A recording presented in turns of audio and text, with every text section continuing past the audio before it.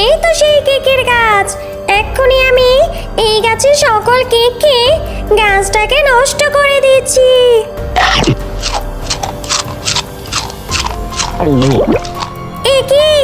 একি হলো আমার গাছে ধরা কেক খেয়ে? একি হলো? লা লা লা লা লা লা লা লা লা লা, আহা কি আনন্দ আকাশে বাতাসে। কি যে মজা লাগছে আমার, খুব মজা লাগছে। অবশেষে কত কান্নাকাটি করার পর মা আমাকে কেক খাওয়ার জন্য টাকা দিয়েছে।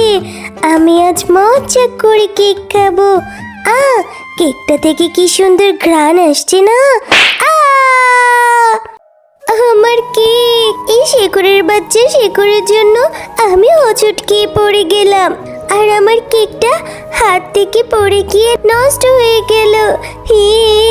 কত কষ্ট করে আমি কেকটা কিনলাম, এখন আমি কেকটা খেতেও পারলাম না। আহারে, আমার শেকড়ে হোঁচট খেয়ে পড়ে গিয়ে মেয়েটার কেকটা নষ্ট হয়ে গেল। আমার শেকড়গুলোও না হয়েছে বাপু, একদম কথা শুনে না, চারদিকে ছড়িয়ে ছিটিয়ে থাকে। এই মেয়ে, একটা কেক নষ্ট হয়েছে বলে এত কাঁদতে হয়? যাও, বাড়িতে যাও, বাড়িতে গিয়ে মাকে বলে আবার টাকা নিয়ে এসো। টাকা নিয়ে বাজারে গিয়ে আবার কেক কিনে খাও। যাও, কেঁদো না তুমি, আর কেঁদো না গো। চুপ করে তো গাছ, তুমি একদম কথা বলবে না। আবার কেক কিনে খাওয়ার কথা বলছো? তা কেক কেনার টাকা কোথায় পাবো আমি শুনি? আমরা কি বড় লোক? আমরা তো গরিব। আমার মা অন্যের বাড়িতে কাজ করে ওখান থেকে কিছু টাকা জমিয়ে আমাকে কেক খাওয়ার জন্য দিয়েছিল। আমি আবার কেক কেনার টাকা কোথায় পাবো? হ্যাঁ, তোমার জন্য আজকে আমার কেকটা খাওয়া হলো না। আহারে, মেয়েটার কথা শুনে মনে হচ্ছে মেয়েটা ভীষণ গরিব। আমার শেকড়ে হোঁচট খেয়ে পড়ে গিয়ে মেয়েটার কেকটা নষ্ট হয়ে গিয়েছে। আমার জন্য ওর এত বড় ক্ষতি হলো। তবে আমিও কি সাহায্য করব? এমনিও অনেক দিন হয়েছে আমি কোনো অসহায়দের সাহায্য করি না। এবার যখন সুযোগ হয়েছে তাহলে ওকে আমি সাহায্য করব। এই মেয়ে, তুমি আর কেঁদো না। আমার জন্য তোমার কেকটা নষ্ট হয়েছে তো, তবে এর প্রতিকার আমিই করব। এই যে আমার গাছে একটা ফুল আছে, এই ফুলটা তুমি এখান থেকে পেড়ে বাড়িতে নিয়ে যাও, আর বাড়িতে নিয়ে আঙ্গিনায় রোপণ করে দিও। দেখবে তোমার সকল সমস্যার সমাধান হয়ে গিয়েছে। ঠিক আছে, তুমি যেহেতু এত করে বলছো, এই ফুলটা আমি তোমার গাছ থেকে পেড়ে নেব, আবার বাড়ির আঙ্গিনায় রোপণ করে দেব। যাও। এরপর টয়া সেই ফুলটা হাতে নিয়ে তাদের বাড়ির উদ্দেশ্যে রওনা দেয়। কিরে টয়া, এইভাবে বাড়ির আঙ্গিনায় মাটি খুঁড়ছিস কেন? আর তোর পাশে ওইটা কিসের ফুল? ফুলটা থেকে কেমন যেন ঝাঁঝালো গন্ধ বের হচ্ছে।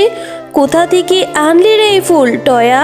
ও মা, তোমাকে তো আমি ফুলটার কথা বলতে ভুলেই গিয়েছি। এরপর টয়া তার মাকে সমস্ত ঘটনা খুলে বলে।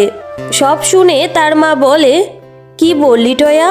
এই ফুলটা থেকে নাকি গাছ হবে, আবার সেই গাছে নাকি কেকও ধরবে? তোর মাথাটা একদম নষ্ট হয়ে গিয়েছে।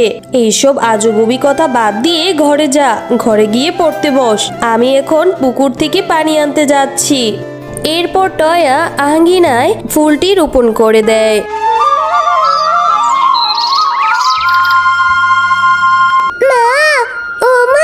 দেখেছো কি হয়েছে? দেখো, আমাদের উঠোনে কত বড় একটা কেকের গাছ হয়েছে, আর গাছে কত রকমের কেক ধরা রয়েছে। আমি এখন থেকে মজা করে কেক খাবো। কি মজা, কি মজা! খবরদার বলছি টয়া, এই গাছের একটা কেকও তুই ধরবি না। কোন না কোন গাছ তোকে একটা ফুল দিয়েছে, সেই ফুল থেকে নাকি আবার কেকের গাছ হয়েছে। এরকম কথা আমি কখনো শুনিনি। আমাকে নিয়ে চল তো সেই গাছের কাছে, যে গাছ তোকে সেই জাদুর ফুলটা দিয়েছিল।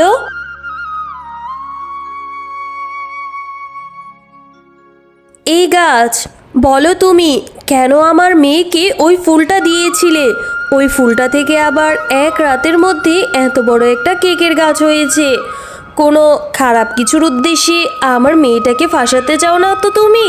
নিশ্চয়ই ওই গাছে ধরা কেকে বিষ আছে, যেটা খেলে আমাদের মা ও মেয়ের ক্ষতি হবে।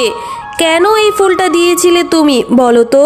না গো, তুমি আমাকে ভুল বুঝছো। আমার কোনো খারাপ উদ্দেশ্য নেই।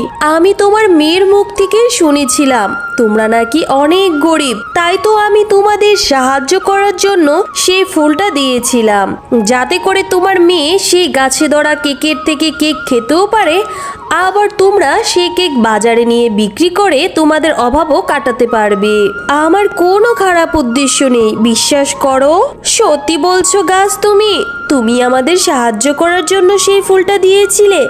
তবে ঠিক আছে, এই গাছে ধরা কেক এখন থেকে আমরা খাবো এবং বাজারে নিয়েও বিক্রি করে আমাদের সংসারের অভাব শেষ করব। তবে হ্যাঁ, একটা কথা মনে রেখো, ওই গাছের দিনের কেকগুলো তোমরা খাবে ও বিক্রি করবে, কিন্তু রাতের কেকগুলো ভুলেও ছুবেও না এবং খাবেও না। বুঝেছো? যাও, এবার বাড়িতে চলে যাও। মা, কাছে ধরা কেকগুলো দেখতে কত সুন্দর, কত লোভনীয় মনে হচ্ছে। মনে হয় বাজারে নিয়ে গেলে এই গাছে ধরা কেক সবাই কিনে নেবে।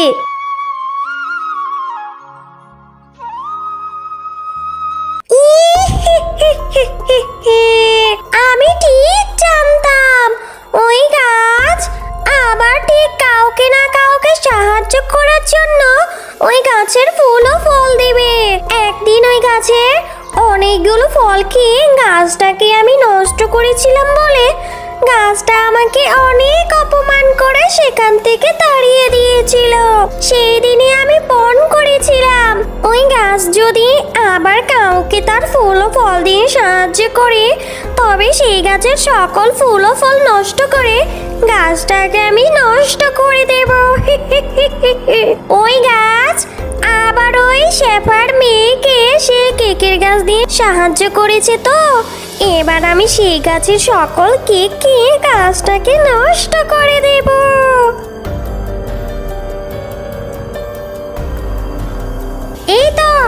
এই তো সেই কেকের গাছ। এক্ষুনি আমি এই গাছের সকল কেক খেয়ে গাছটাকে নষ্ট করে দিচ্ছি।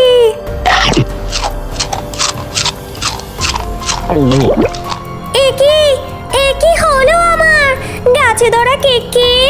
একি হলো আমার মুখ দিয়ে এরকম রক্তবমি বের হচ্ছে কেন? আমার ভেতরটা যে জ্বলে গেল। কেউ আছো? আমাকে বাঁচাও। ওরে বাবারে, ওরে মারে, মরে গেলাম যে, মরে গেলাম।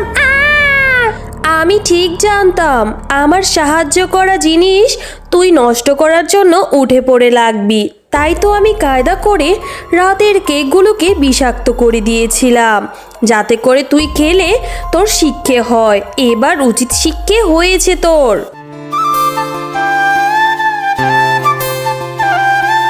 মা, খুব ভালোই হয়েছে। গাছে ধরা কেকগুলো খেতে ভীষণ মজা। এই কেকগুলো বিক্রি করে আমাদের সংসারটা খুব ভালো মতোই কেটে যাচ্ছে। হ্যালো বন্ধুরা, গল্পটি ভালো লেগে থাকলে চ্যানেলটি সাবস্ক্রাইব করে দিবেন এবং পাশে থাকা বেল আইকনটিতে প্রেস করে আমাদের পাশেই থাকবে।